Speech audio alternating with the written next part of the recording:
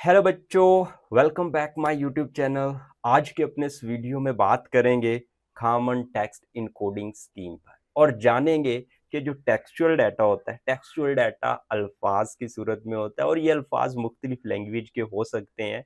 तो इनको कंप्यूटर किस तरह से प्रोसेस करता है, कैसे अंडरस्टैंड करता है और मेमोरी में, कंप्यूटर की मेमोरी में और कंप्यूटर की तरह के जो सिस्टम्स हैं उनकी मेमोरी में ये टेक्सचुअल डाटा जो कि अल्फाज की सूरत में होता है, ये किस तरह से रिप्रेजेंट होता है, आज की इस वीडियो को देखने से आपको क्लियर हो जाएगा। आप लोग फर्स्ट टाइम हो, चैनल को सब्सक्राइब कर दीजिएगा, वीडियो को लाइक और शेयर कर दीजिएगा। इससे हमें मोटिवेशन मिलती है और आपके फेल से ये वीडियो उस बच्चे तक पहुंच जाती है जो फ्री में 9th क्लास की computer science English Urdu medium में पढ़ना चाहता है। तो चलें जी, स्टार्ट कर लेते हैं कॉमन टेक्स्ट इनकोडिंग स्कीम की बातें। और सबसे पहले जानते हैं कि कॉमन टेक्स्ट इनकोडिंग स्कीम से क्या मुराद ली जाती है, what is meant by common text encoding scheme.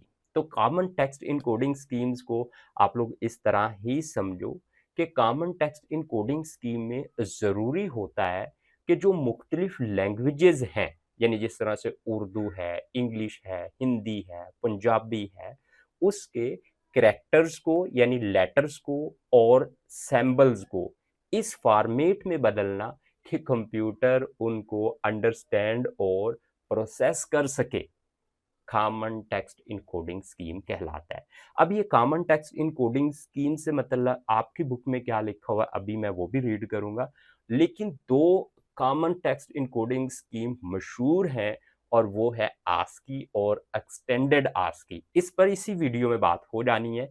और जो नेक्स्ट इनकोडिंग स्कीम है वो है यूनिकोड और उस पर हम लोग अपनी अगली वीडियो में बात करेंगे।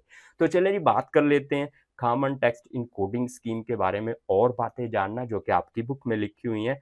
Text encoding scheme are essential. कह रहा है कि टेक्स्ट इनकोडिंग स्कीम जरूरी है for representing character from various language and symbols.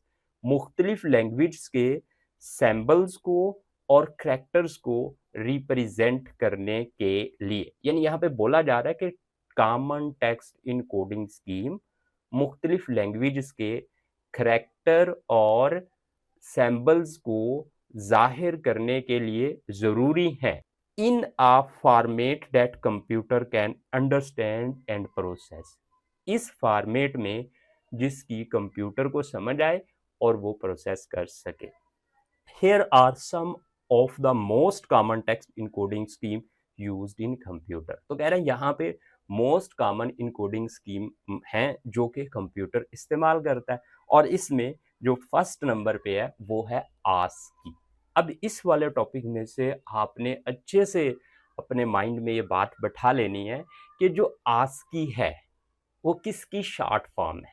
वो है American standard code for information interchange. यानी आप लोग याद रखिएगा कि जो आस्की का ए है वो शॉर्ट फॉर्म है अमेरिकन की और जो आस्की का एस है वो शॉर्ट फॉर्म है स्टैंडर्ड की और जो आस्की का सी है वो शॉर्ट फॉर्म है कोड की और फॉर इंफॉर्मेशन, ये जो आई है इंफॉर्मेशन एंड नेक्स्ट जो आई है वो इंटरचेंज की शॉर्ट फॉर्म है।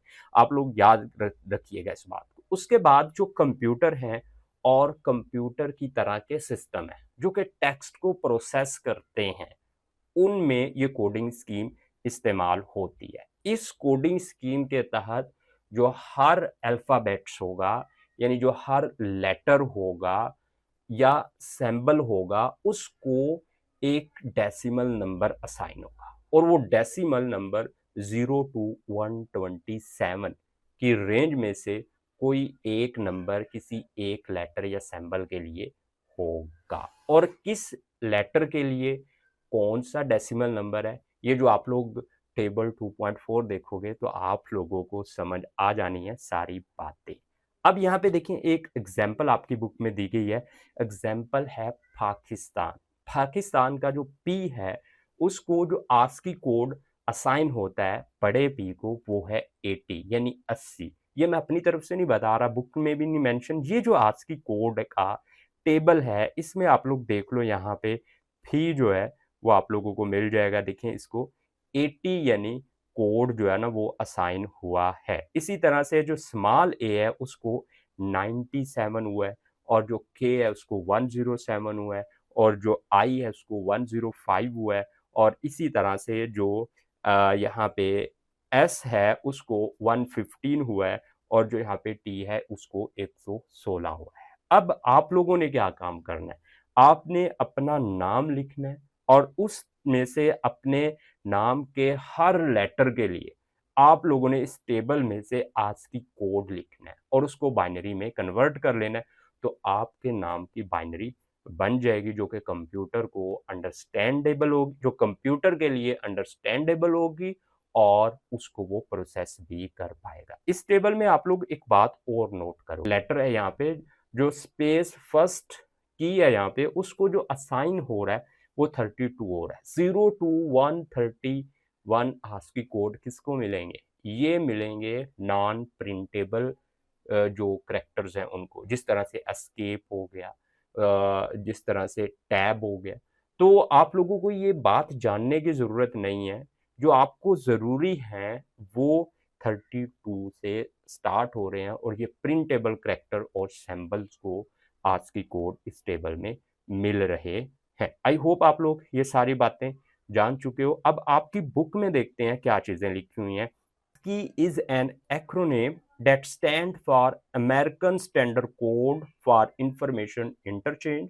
लिखा हुआ है कि ASCII जो है American standard code for information interchange का मुखफ़्फ़ है। It's a character encoding scheme, ये करैक्टर इनकोडिंग स्कीम है, adopted for representing in device, और इसको अडॉप्ट किया जाता है डिवाइसेस में रिप्रेजेंट करने के लिए, सच एज जैसा कि computer and similar system that use text, जैसा कि कंप्यूटर और कंप्यूटर की तरह के जो सिस्टम है जो कि टेक्स्ट को यूज करते हैं, उसमें इस कोडिंग स्कीम को इस्तेमाल किया जाता है। ईच अल्फाबेट नंबर और symbol is given a code number between 0 and 127 as show in table 2.4। तो यहाँ पे ये बात लिखी हुई है कि लैंग्वेज के हर करैक्टर यानी अल्फाबेट और सिंबल को एक डेसिमल नंबर साइन होता है, और वो डेसिमल नंबर 0 to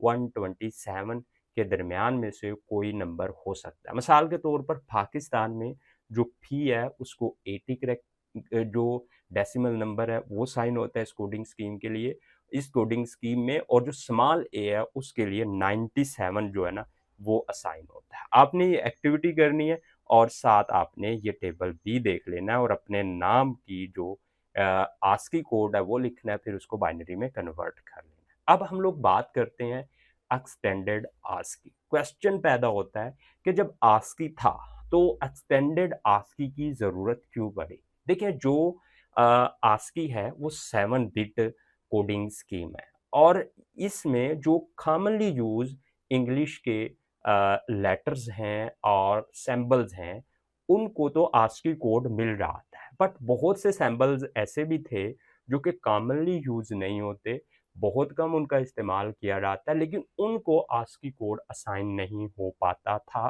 तो इस ASCII को फिर बना दिया गया एक्सटेंडेड ASCII, और जब ये एक्सटेंडेड ASCII बना तो फिर क्या हुआ कि ये 8 बिट कोडिंग स्कीम बन गई, और जब 8 बिट कोडिंग स्कीम ये बनी तो फिर इसका मतलब क्या हुआ कि अब 256 यानी ASCII में 127 ASCII में 128 करैक्टर और सिंबल्स को ASCII कोड मिलता था, बट यहाँ पे 256 जो करैक्टर्स और सिंबल्स हैं उनको ASCII कोड मिल पाता है एक्सटेंडेड के केस में।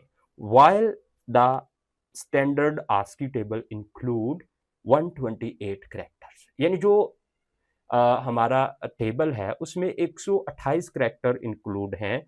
There is an extended version that include, तो यहाँ पे एक्सटेंडेड ASCII जो है ये कह रहा है एक्सटेंडेड वर्जन है और ये 256, वो 128, ये 256 करैक्टर्स को शामिल करता है। This extended ASCII code use 8 bit. अब ये जो कोडिंग स्कीम है ये 8 बिट कोडिंग स्कीम है और जो आस्की थी वो 7 बिट थी।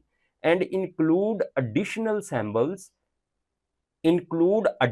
symbols, letters, and other characters. However, the original 128 characters are most commonly used and serve as the basis for the text representation in computer. तो I hope आप लोग ASCII को समझ पाए हो।